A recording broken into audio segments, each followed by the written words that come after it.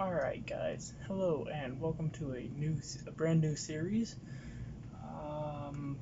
Still thinking of a proper name for it, but basically I'm going to be telling stories and eventually doing a Q&A while I'm painting Dungeons and Dragons miniatures. And today I'm going to be painting Starspawn, which is Cthulhu basically. And I've painted minis before. It's a hobby of mine other than YouTubing or gaming. So, what I like to do... Oh, don't fall, don't fall, don't fall. Oh no. No! My phone! No! That's such an awkward angle. Here, I don't like this tripod. Okay, so I like to have tinfoil covering my paint thingy. Got my water. This is for smaller minis like this mimic here. What you do, slip it in there. You can hold it while you're painting. I'm not going to need it for this big boy. This big boy. Anyways, what was I saying? Oh yeah. So always have your supplies right in front of you. I don't like where that is. There, much better. So, got my paints, my water, my mini, my brushes over here, and a paint thingy. And then because painting minis it can take a long time, got my drink, my Dr. Pepper, and I've got some pizza off to the side, because more than likely I'm going to need them. Speaking of drinks. Now, I don't recommend eating while you're painting, because some of the paint can get on the food, but do as I say, not as I do.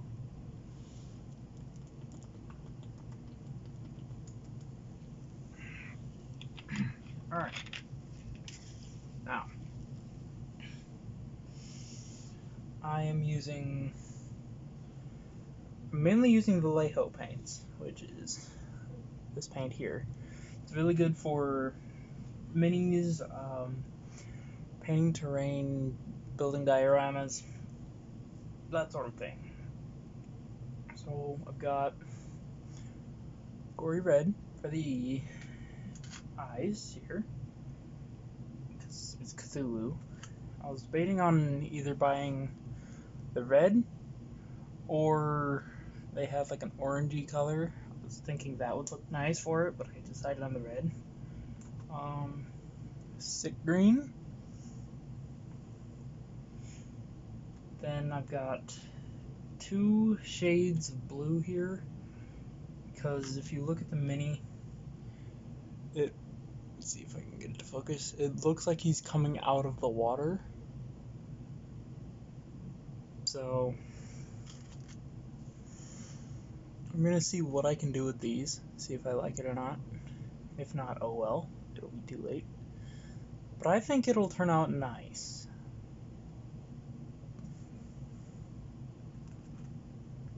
And then black for an undercoat.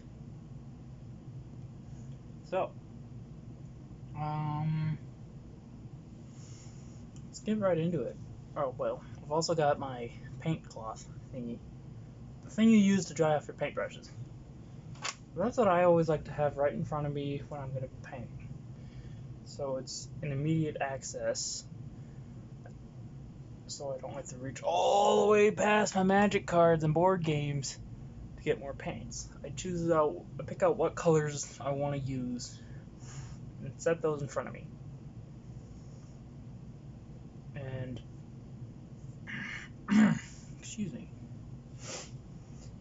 basically that helps with productivity, so you can get it done relatively easier.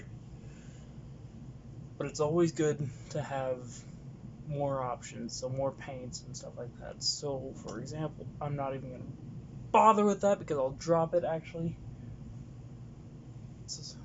But I've got a paint container just off to the side here, just in case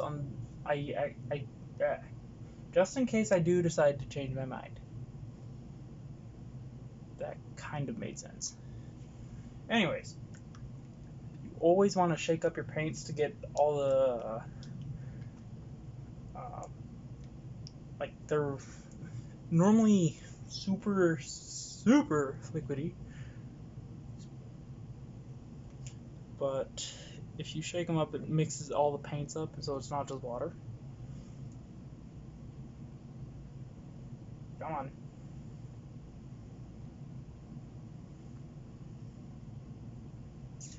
Speaking of water, where did my water thingy go? Oh, there it is, way over there. That's why you want to have everything in front of you. And you're gonna want to water down your paints. So,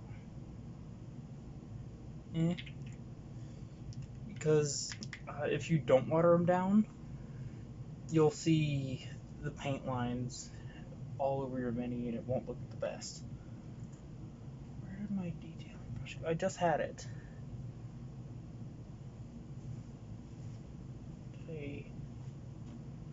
No? Okay. Now I'm losing my brushes. Losing everything. Okay,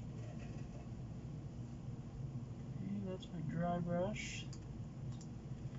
Small detail brush, small detail brush, small detail brush. Where'd my base coat brush go? I literally just had it in my hand.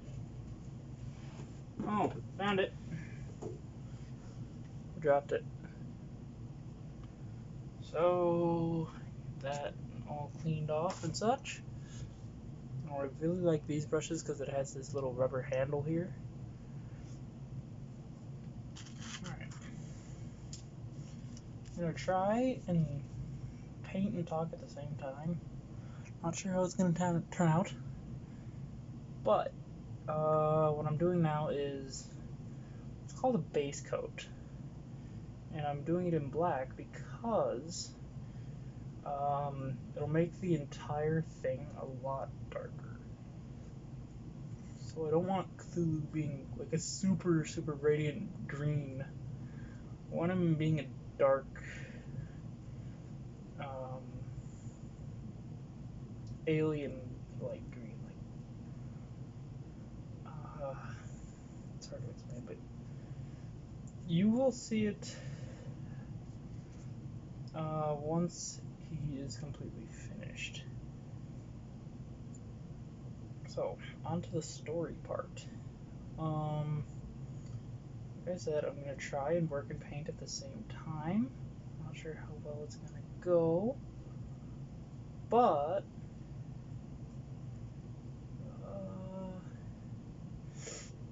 this is going to be a story about how I accidentally nuked my entire D&D party. Yes, you heard that correctly. I nuked an entire party and a dragon on accident. And what happened was, I was in an online session and the DM had homebrewed a spell called Radiant Explosion.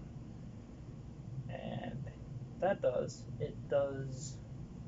10d10 radiant damage in a 10-mile radius outwards from me. And my character was a gnome wild sorcerer. A forest gnome, to be exact. And he was chaotic evil. party was going against a dragon. It was an ancient red dragon. So it was supposed to be the second to last boss, and the final boss is in a village about 10 miles away. And as soon as we approached the dragon, I said, I'm going to cast Fireball. Don't know why, but Fireball solves everything. And the DM had homebrewed it so that, as a wild sorcerer, if you were to cast a spell, you would roll a d20 to see if you succeeded on casting that spell or not. I rolled a nat 1 for casting Fireball, which made it go wild. I rolled the d20 to see if it hit. It hit. Then he had it so after the spell would succeed, you'd roll another d20 to see if it went wild. At 1, it would go wild. At 20, it wouldn't, and there would be no other side effects. You get the gist. Anyways, I rolled a nat 1, and that caused it to go wild, which means it literally changes into any spell. It can have any effect. Rolled on the table he gave me, and lo and behold, wouldn't you know it, Radiant Explosion. I heard the DM just sigh. He gave me the Kaysen sigh. And then he said, okay, roll for damage. And mind you, this is 10d10 radiant damage. And I had rolled a nat 20 to hit, which meant it was critical. So I was rolling 20 d10s. Luckily we had a bot set up for it. And I rolled in the way we had it set up was we'd type a command in the chat, and then a bot would roll for us. So we couldn't fudge our rolls or anything. The bot rolled maximum damage. So the DM looked at me and he said, okay, you just nuked your entire party. How would you like to do this?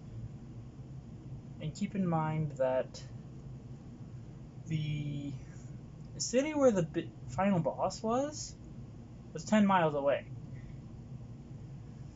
So I turned on my mic because I have it so it's a push to talk, and I said, okay. I snap my fingers, then everyone slowly turns to dust. Starting from me 10 miles out. And DM goes, okay, so the final boss was caught in that explosion, and you literally just vaporized your entire party and an entire town of innocent people. Congratulations. And then we ended the session there, and a few minutes later I got a call from him and he asked me if I wanted to be the next big bad evil guy for BBEG. I accepted, and he allowed me to play as my gnome in the next session as BBEG, and he allowed me to influence the world to my liking, which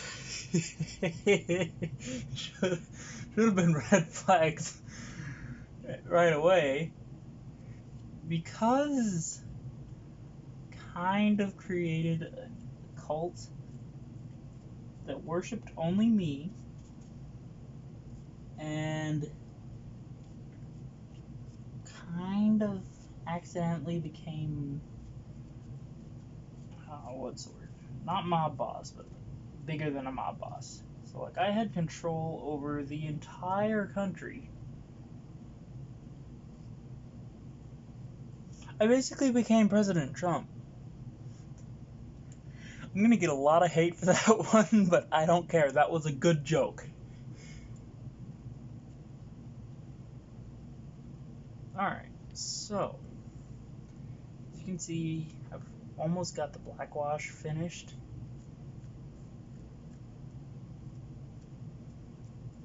And I just need to get the little bitty parts.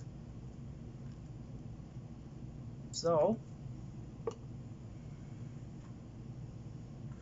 this one is it? Yes.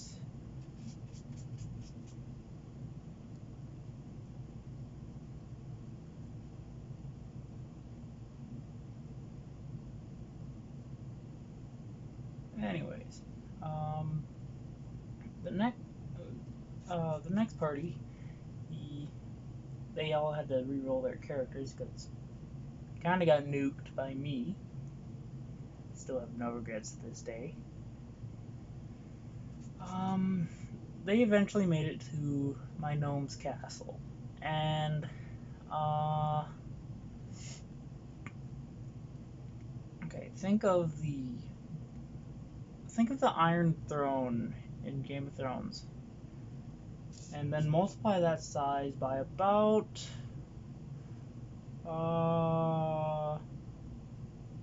let's say about 5 or 10. Then imagine a being that's about the size of a hobbit just chilling on it, like full on lounging around like it's a bed. That was my gnome. And the DM had arranged it so that he had learned to control his wild magic, which made him even more of a formidable foe, because now he can cast Radiant Explosion whenever he wants. But he mainly sticks to Fireball, and Summon Lightning, which I believe is another homebrew spell. Might be in the player handbook. I don't remember. It's been a while since I played him. It was kinda disbanded from that group. Kinda disbanded after this event. Anyways, they showed up looking for a fight. Still really salty that I nuked them. And again, wouldn't you be salty if I nuked your player out of, if I wiped your player out of existence entirely? I think you would be.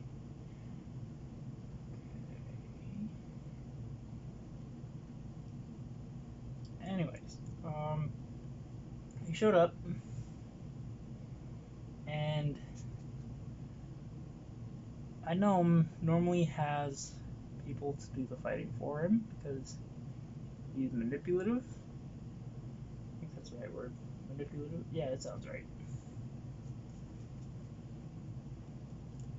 But they got past all those people. Kind of dumb, in my opinion, because they'd bribed them with safety for their family, which is exactly what my gnome had done, but they apparently did it better. Because I had promised them, their family safety from me. And then they come in, and they're like, yeah, we'll give you your family safety from him and all other bad guys. So they took their side, and told him, hey, he's in this room and he's got a bunch of copper just laying around him. A bunch of copper, a bunch of gold, a lot of coins. He's very rich. So they decided it'd be a good idea to break in when they thought I was asleep and rob me, which my gnome didn't like. And so he woke up because he had a chimera as a guard dog, which that alone is amazing. And he walked out and he saw the rogue putting a copper piece into his pocket, because the rogue had rolled a 2 on his sleight of hand. So he walks out, sees the rogue putting something into his pocket, notices that it's copper, and I look at the DM, or not look at the DM, I tell the DM, I'm gonna cast Call Lightning. He's all like, okay, you do know you're in an enclosed area, right? I'm gonna cast Call Lightning. He allows me to cast Call Lightning, and I electrocute the living daylights out of the rogue.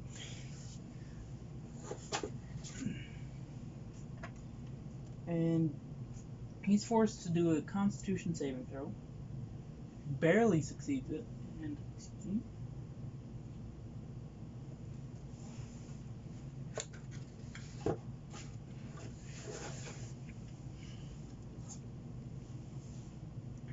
anyways, barely succeeds. And then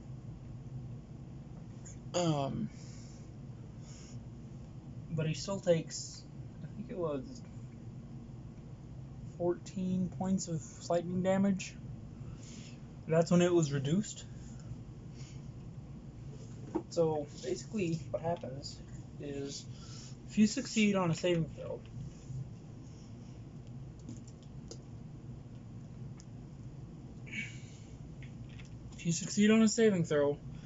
the damage you would have taken is reduced by half.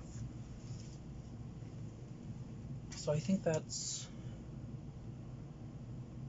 22 lightning damage if I'm correct. Hang on. Okay, and calculator. 28. Okay. Yeah, 11 doubled would be 22. Okay. Anyways, he takes 14 points of lightning damage, and that, excuse me, hang on. Oh. Okay. Anyways, that initiates the combat. Okay, that's dry. That's not dry, I can see that. And that initiates combat, and party order was going, it went Paladin, Fighter, Rogue, me, Barbarian. And they all got some pretty good damage in. And then it was my turn. And the DM, I could hear him pleading with me to not use Radiant Explosion. I said, okay, I won't use Radiant Explosion. We're still in the treasure room, right? Yes. Okay. Call Lightning! And at this point, the entire party is standing on coins. They happen to be standing right next to a pile of gold coins. So, because gold is an excellent conductor for electricity, gold and copper, I believe, are the two best conductors.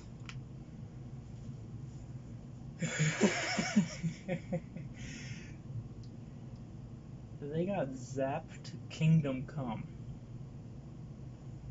And they weren't happy. A second time.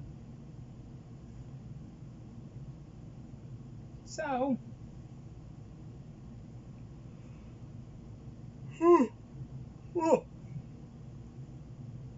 they all started arguing that I shouldn't be able to do that. But DM just said, well, he is the big bad evil guy. He's the final boss. You guys are level 20, facing a level 10 gnome. I think you guys can handle this.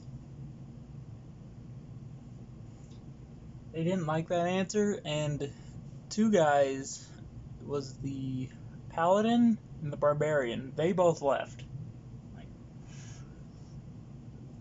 They said, okay, just delete our characters, we're done here. And then left the call. Then, oh, that one hurt. And then the DM said, okay, I'll delete your characters. Which he did, he was a good sport and all. And, okay, what I'm doing now is I'm just dabbing it dry. Because this also kind of spreads all the paint around as it's drying it. That way we're not here waiting for like 40 minutes.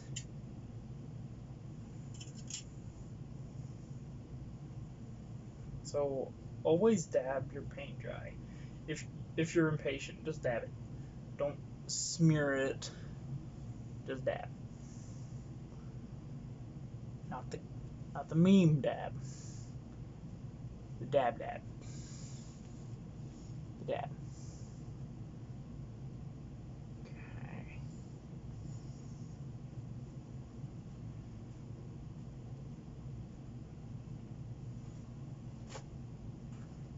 Alright.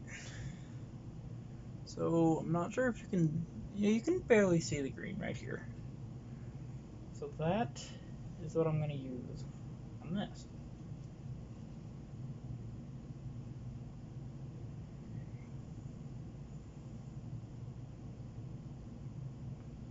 So you want to water it down so that it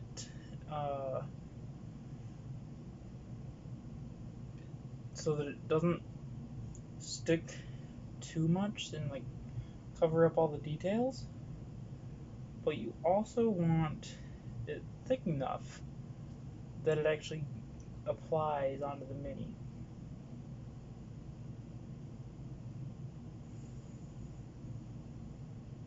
So like this, you can see how watered down it is, but it's still going onto the mini. And that looks really good. See, that's what happens if you apply like a dark wash underneath. It makes it darker, which hence the name.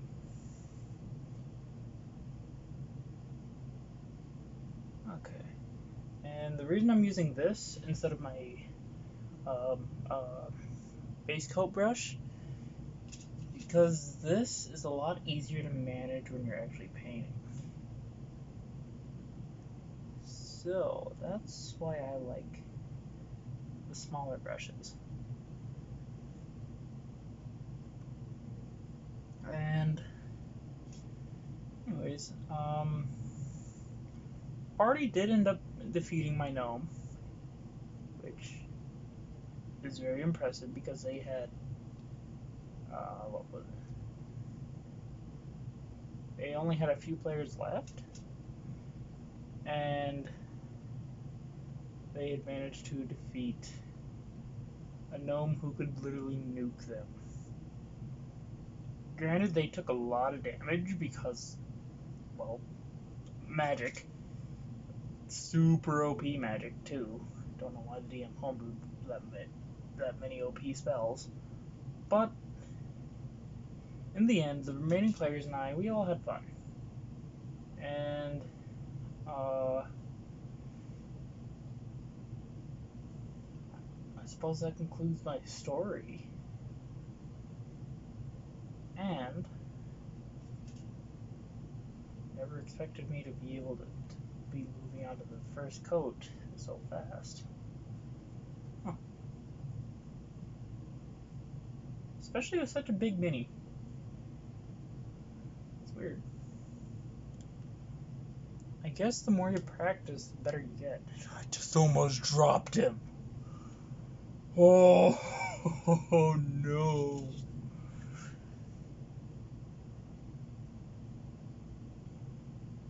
Okay.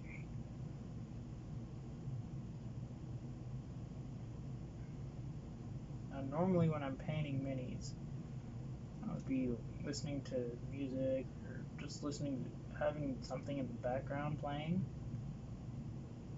So it's really strange that I don't. It seems oddly quiet because of it. That's something I'm not used to.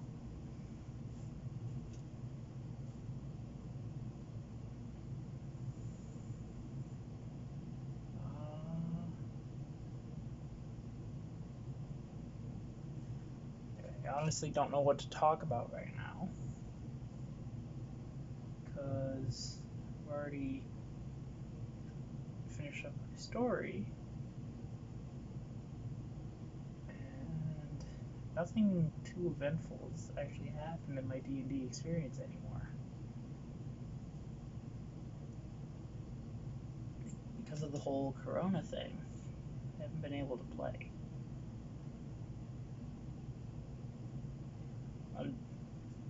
Well, I was gonna play last week. The DM decided, you know what? No, I'm not gonna show up. So we sat there for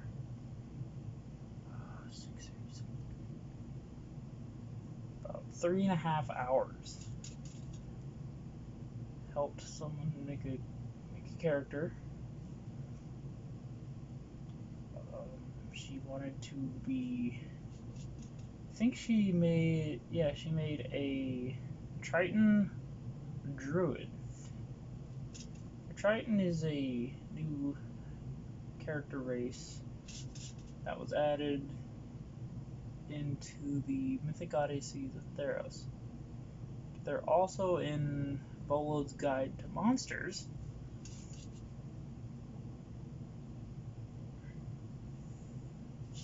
And I put on the finishing touches to my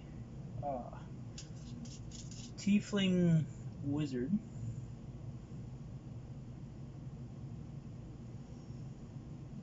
So basically, my wizard is chaotic neutral. So he does things that only benefit him.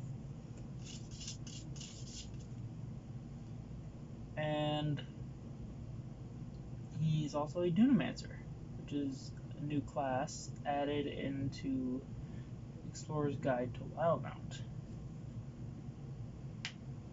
I almost dropped it again. We should have a counter for every time I almost dropped the mini. Oh. Okay, so I ran out of paint because I didn't want to use too much because I've actually never used Vallejo and I don't know how much I actually need. It might be too much. I'm not sure.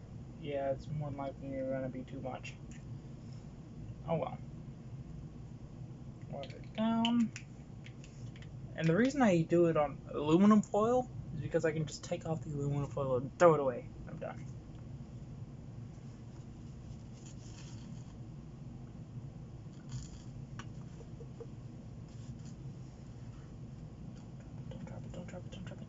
Haha! Ha ha ha! That worked. Okay. Alright.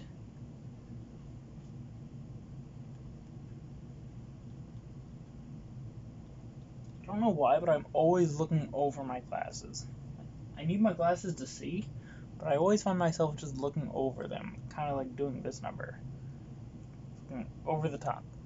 I don't know why. It's just a habit. Oh wow. It's only taken me 35, well, about 30 minutes to get this much done. I'm saying about 30 minutes because I spent most of the beginning of the video looking for everything. And telling you guys, be prepared.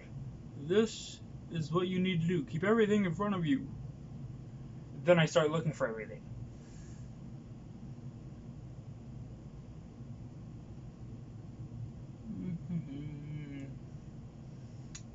Okay. I do like the black undershade for the wings, though. That does look really nice. I might keep it like that. I'm not sure. No, I won't. I don't like it. Not that much.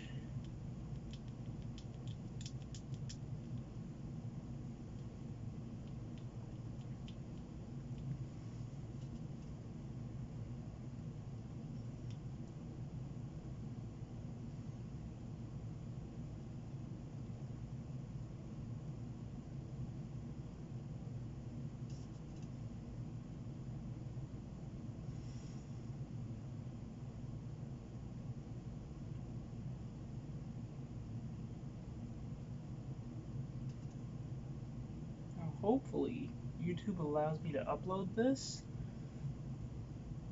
because it wouldn't let me live stream through my phone. So I'm not sure if it'll let me upload this. I might have to do it in 2 parts. Actually, that's a good idea. So this is all gonna go up on the same day. I'm just gonna do it in 2 parts, one right after another. Like I'm gonna stop this recording and then start it right after. That way I don't get cut short. So